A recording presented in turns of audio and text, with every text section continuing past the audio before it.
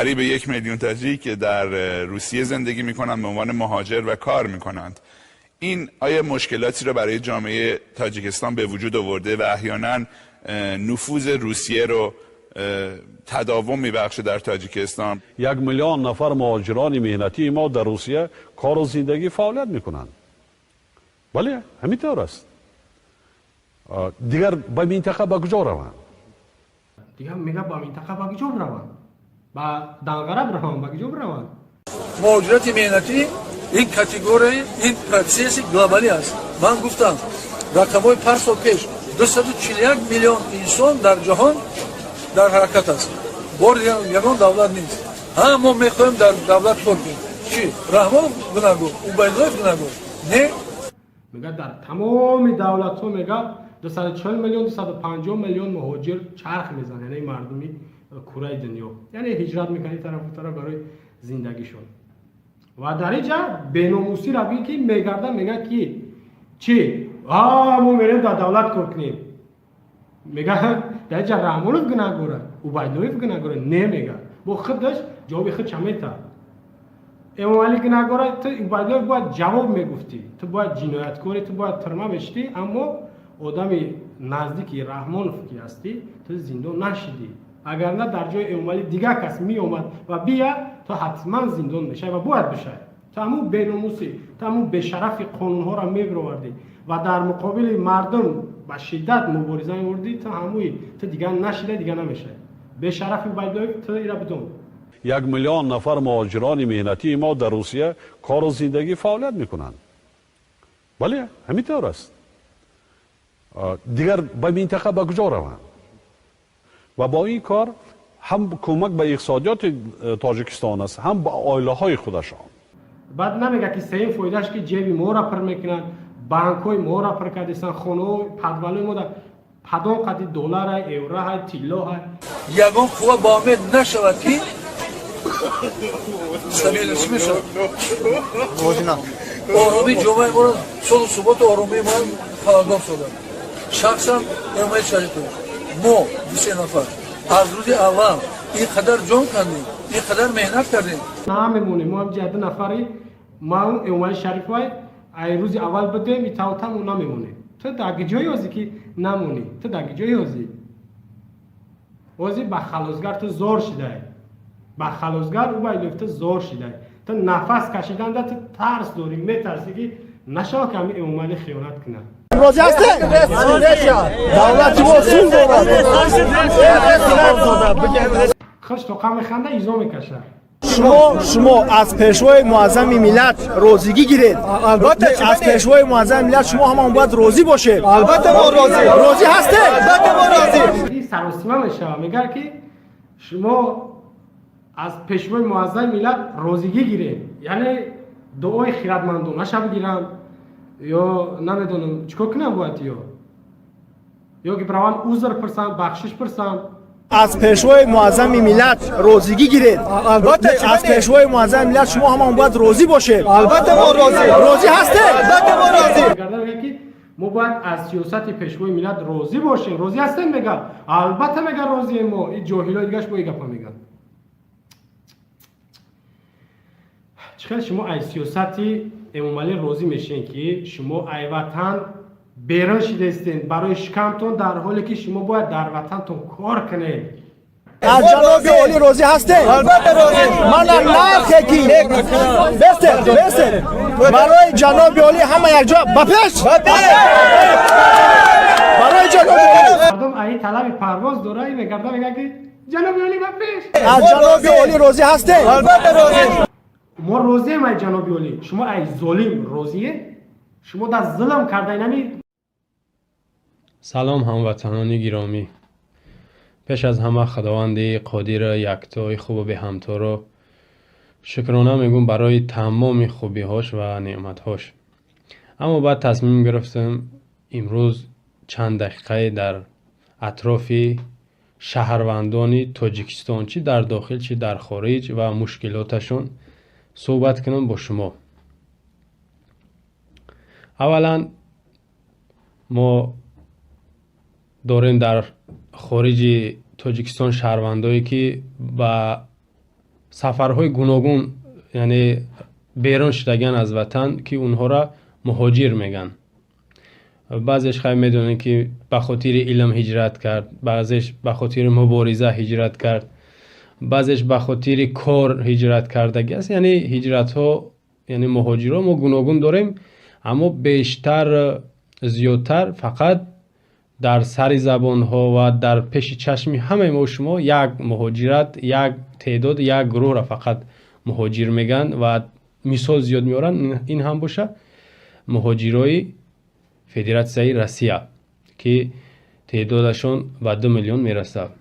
و ما داریم مهاجر در قزاقستان، در قرقیزستان، ازبکستان و ترکیه و دیگر جا. اینها هم مهاجرای برای کارن. البته با مهاجرای برای گفتیم دانشجو علم کاری که رسما میان، اینا با غیر و دیگرن. اما مهاجرایی که در فدراسیای روسیه از 2000 که تعدادشون سال تا سال زیاد شده رفته ایستاده است، شما ببینید که هر یک نفری که به خاطر یک لقمه نانش یعنی زندگیش رزق روزیش بر روسیه باشه، هر جایی که سفر میکنه میروه. به خاطر چی میروه؟ یک عمره نمیروه و امید داره، یعنی امید داره، باور داره و شاید که به همین رژیم هم تا زیرا باور میکنن. میروند یک مدت که یک روزه میشوه که در تاجیکستان زواد، فابریکا یعنی جایهای کاری میشوه، آباد میشه تاجیکستان. ما مییم دیگر نمیریم. اما غریبی زیاد دیدین که اما سراینده ها میفتن همی مخلص جمع کردن درباره همی غربی بای میگن، یا که درباره مادر. بعد بعضی ها که یا شاید دلشون ضعیفه یا که زیادی بعد وطن یاد کردگن همو غریبی، همو عذابای مسکو و همو روسیه بیزار شدگیان. بعد چی کار میکنن؟ بعد گریه هم میکنن، زیق میشون. ولی ما از او کودکایی که تجاوز میشون، کودکا و کشته میشون، یا که جوانهایی که کشته میشون شیمهاشون پایان کرده میشون، اونهایی که بیرحمانه شکنجه میشون یا که غیر قانونی یا که با تهمت‌های گوناگون زندان میرن در خارج، چی فرق نمیکنه روسیه باشه، قزاقستان، قرقیزستان باشه، فرق نمیکنه، هر جایی که نباشه. یعنی شهروندانی جمهوری تاجیکستان او تاجیکای یا که ازبک تبارای، روس تبارای، فرق نمیکنه، شهروندانی جمهوری تاجیکستانن که موردی چنین شکنجه و بدرفتاری و تحقیرها قرار میگیرن در روسیه. از آن جمله ما در زبانمون زیادتر همین روسیه، به خاطر ما از اینجا زیاد میبینیم. در مقابل این همه بگیم عذاب ها و شکنجه ها و بدرفتاری هایی که از طرف ملتگران میشه یا که بگذار گناهگار هم باشه، یعنی زیادی بعد زیاده روی میکنه در حق همشهرها و هموطنان ما و شما.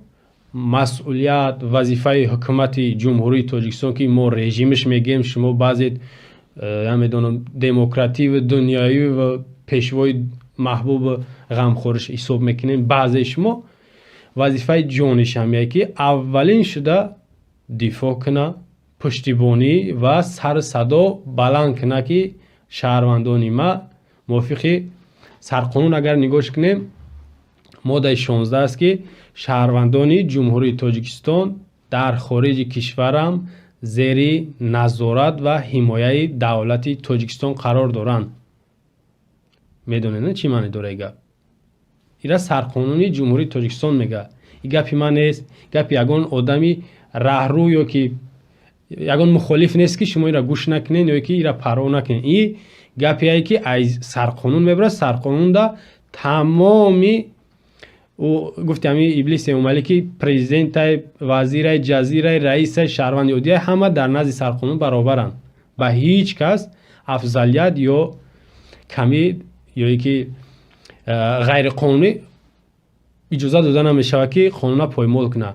خب اینجا یک صحبت زیاد میروگنه ما داریم که تنها با پیشوا و اطرافیای دخل ناپذیرن به یا اجازه داده میشه که قانون پایمال کنن یا که هر کاری که بخوان دلشون انجام بده. اینجا بو برمیگردیم یک روز به این سخن. خب ببینین هموطنان عزیز، тамоми гуфтем азобу машаққатое ки шумо бисёртар дар ҳамин Россия мекашен, мебинен ва дидестен, иҷа бояд ки ҳукумати ҷумҳурии Тоҷикистон шуморо ба назар бигира, эҳтироми хос нисбати шумо дошта боша. Эҳтироми хос, яъне уважатон кина бояд.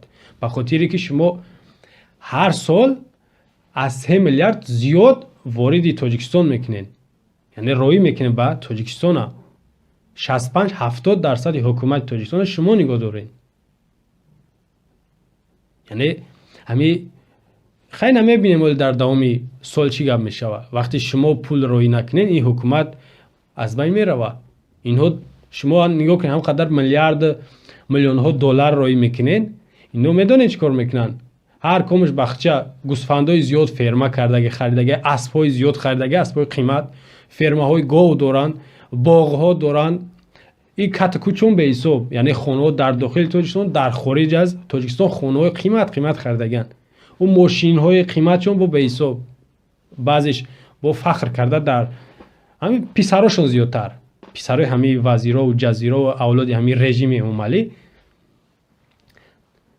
дар саҳифаҳои интернетишон бо фахр карда сурати аспи ма $15,000, мошин ма навай, қиматтарин мошин гирифтам, ин ҳафта гирифтам, инаиша алиш кардам, уша гирифтам.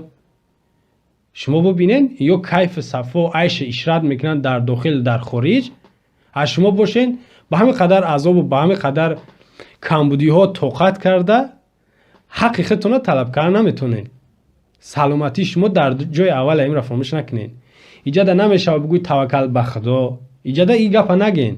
таваккал ба худо, худо мезанашон, худо нигаҳбонон боша. не, хеле гап вуҷуд надора. вақте ту дар рӯи замин ховӣ, вақте дар берун мондӣ, вақте бекорӣ, вақте шиканҷа мешай, вазифаи якум дараҷаи ҳукуматай, вазифаи ҳукуматай, ман гуфтам аз рӯи қонун, аз рӯи қонун. ин гапи ма аз фикри худам нест. қонуни гапа мега ки шумо дар хориҷам, дар дохилам ҳамин аз қонун, ки дар зери назорат ва ҳимояи давлати ҳукумати Тоҷикистон қарор доред. ина як паспорти загран мегем, ё ки шиносномаи хориҷӣ. ира ҳамаи шумо зиёд дорен, мешносенаш. 5 сола бошад, 10 сола бошад, ё ки барои кӯдакон мегирен 3 сола, хеле метантон. шумо медонед ки дар саҳифаи ахири ҳамин чӣ навиштагиай? дар саҳифаи охири ҳамин чӣ навиштагиай? як калимаша мехонам, тамом. шаҳрванди ҷумҳурии Тоҷикистон дар хориҷа ҳам дар зери назорат ва ҳимояи давлат қарор мегирад ва дар ҳар ҳолате ки шиноснома тағдим мекунӣ ё ки ҳар мушкилие ки дорӣ, ба наздиктарин сафорат шумо мега метавонед ки муроҷиат кунед, то ҳалли мушкилии шуморо биёва ё ки проблемаи шуморо ҳал кунад.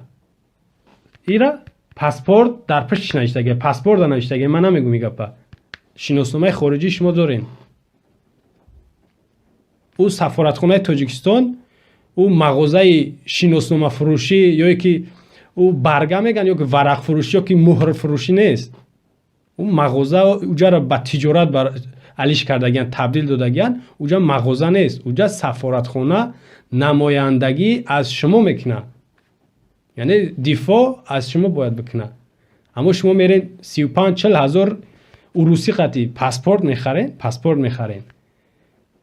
вақти шумо бекор мемонед, суми шуморо наметан, ё ки шумо дар қади раҳ мемонед, бехонаву бедар, ё ки як мушкили дига да мезанед, шуморо суроғ намекунанд. уҷа барои паспорт фурӯшие. вақти як нафар мебара, ин ҳамин паспорт дора. паспорта даболаи наму ҷаноза ё тобуташ бимон, барда пеши сафоратхона ҷанозара бимон. ин ҳамин паспорта пишча бикшо. бугӯ нигоҳ ки чӣ навиштагиай. гапи худтонай, ира худтон навиштен, бояд ба ин амал бикунен. фаҳмиден? ҷаноза аст ку марг. даболаи наму тобуташ ин ҳамин паспорта бимон, бибарда пеши сафоратхона бимонаш. сум ҷамъ накунед дига муҳоҷиро ки биё мо ира барем, ин касал жида, биё ира мо тавобат кунем, ира ватан роҳӣ кунем, ё ки бехона монда ё беҷои кор. ин ҳамин паспорта дар бараш бимонем, барен дар пеши сафоратхона, агар касалам боша. барен дар дани дари сафоратхона монен наму касалтона, бемортона. сафоратхона.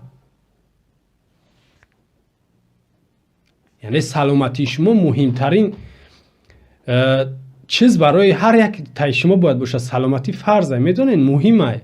وقتی سلامتی تای دست میتی، نه برای حتی برای خش تبارتون کار نمیاد، نه با اینکه برای حکومت. خطانی را میدونه که مرگ شما، بیماری شما، بیکاری شما برای حکومت تماما در کار نیست. فقط همین پاسپورت خرید و سومروی کنیتون برای این حکومت امروزه در کاره. برای همین سلامتیتون شما نگاه کنین. وقتی شما در ایرپورت خوین شما را بیرون میکنن، یا که یک خونه نوارد برآمد یک برادر میبرد 2 اتوبوس خطی 40-50 نفر یا 100 نفر میاره در خونهش جمع میکنه. این وظیفه او نیست. بله رحمت کار خوب کرد. اون نفری که در فرودگاه ها آوردن شما را غذا و آب و نان دادن، او هم کار خوب کردن. نیکی وظیفه او نیسته. ولی امروز شما را فریب میکنه طرفدار همین رژیم، همین احمق امام علی را شیطان که میگه چی با شما نمیرین در اونجا یاردم کنین او را. وقتی ما میگیم که اونا را یاردم نکنین و در اونجا موندن. شما ببینین من شخصا از نام خودم گپ میزنم. من میدونم که زیادتر نفران طرفدار همین گپی ما هستن. من اعضای حکومت نیستم، یعنی حکومت تاجیکستان کار نمیکنم. دپوتات نیستم. میلیونر نیستم. فهمیدین؟ میلیونر نیستم و وظیفه من نیست که من برم یاردم کنم مهاجرا را. در که جای نباشن. کسی را من یاردم میکنم، او را بچه توان خودم و میدونم کی بکنم با کسی هم نگم. اون مورد ایزون و کجیده شرم نکرده. وقتی ما میگیم در فرودگاهن بیکارن در عذابن، میگه چی با شما نمیرین؟ نگاه کنین در فکر شما چی را میارن؟ این حق ندارن این گپ بگن. ما حق داریم، ما و شما نفری که در مهاجرتین در این بلاها گرفتارین، این حق دارین که پشتیبانی یا که سر صدا ببرین ایان همون برادرایید که در بیکار زمین وگونا خوان یا که قرار دارن. این حق شما دارین. شما زبان کوتاه نیستین، التماس نکنین، خواهش نکنین، شما طلب کنین. میفهمین؟ و در داخل هم همچنین. در داخل هم این حکومت مسئوله. یا چیزا شما میفهمین مسئول چیه؟ اتویس نیه، جوابگره، خادمه، خدمتگره. این باید شما در خدمت کنه. باید. شاید نه، باید. شما التماس درخواست نکنین. خواهش. شما با ویدیو نوار بنویسین، آواز ببرین که بخیزین بیاین جمع را کمک کنین. وقت ساعتی کمک کردن شما رسید. شما میلیارد روی میکنین. با میگون پاسپورت میخرین. برای چی میخرین این پاسپورت قدر پول رس خود میکنین؟ او برای چی ان؟ او خودشون این گپا میگن. این گپا ما تمامش ندارم. خودشون انا روی قانون خطی و حتی با زبانم شعار میزنن کو. نگاه کنین فرزنده او با میگون که تمام نوش نعمتای روی دنیا را خورده گشته کیف که خرسندی داره طرف و طرف سواری و دیگه ای کیفی پرشونن دیگه نمیدونن چیکار کنن. ما شما را یافتم به صاحب آواز نمیبریم، خب میکنیم. حتی همون نفری که در سفارت کارگر پرستوی باشه ولی شاید میاد در همون فرودگاه یا که در همون جایی که شما قرار دارین انتظارین امید دارین، میاد با شما را یک سیاست یک جنگ تون میکنه که شما ما را شرمنده کردین. با شما با میترسین. او باید پیش شما دست و پیشی بر باشن. سفارت نه اینکه شما یا که حکومت. اونا باید که دستاشون پیشی بر بیان شما التماس خواهش زوره او بکنن، نه اینکه شما.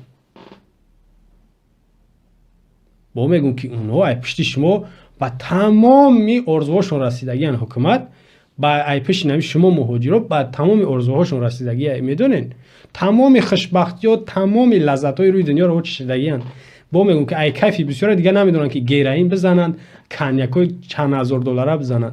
یک امی عبیدی فرزندای امی وزیرا و رئیسا یا کمی رژیم امی حکومت شما میدونید که یک ماهی کاری شما در ماه امی 35-40 هزار میگیرین مابین یا زیاد معاش. شما میدونید که او رنگ شما خوراک میخورن. یک دسترخوان یا که یک عبیدی او چنده رختون میدونین. شما 30 ساله اگر در امی سر قدرت امی پیونسکای امالیه بسیار در مهاجرتین رنگ یک ماشینی نبیرش یا که یک اسبی نبیرش شما خریده نمیتونین. اسباشو نمیدونین که چند قری نرخ داره. $30,000 اسب میخرن. یک تنه اینا اسب دوانی داره دوجا 90 فرزنداش خودش دخترای ولایت سوق تماشا رفت. شما در بیرون در میدان دود فیغان گشنه و تشنه ولایت سوق دخترای سوق ده تماشا رفت یا حساب کنیشون رفت کدامش خرابه کدامش فربه خشروش بیزه شودور بشو و رفت جشن کرچکه اصل نون همین جشن را گرفت که میتونست که همون جشن نگیره همون پولا روان میکرد که شما ده همون خارجه هم خیلی که قانون میگه با جای خو با خوراک تامین میشیده. برای همین شما خب نکنین. نگاه کنین زیادی بعد شما اگر هم خیلی به جای کار به نان یعنی گشنه بمونه شما با دزدی با راههای قتل جنگ کشتار دست میزنین. ایرا یقینا بدونین. با این کار شما باید دست نزنین. یگانه پشتیبانی شما یگانه دستگیری شما حکومته. وظیفه شه با میگم وظیفه شه. این گپی من نیست. ایرا ما جورتا یا قصدا نگفتم. وظیفه شه. ما برای شما هم سرقانون نگفتم ماده 16 هم پاسپورت نشون دادن در پشتی پاسپورت هم خیلی نوشته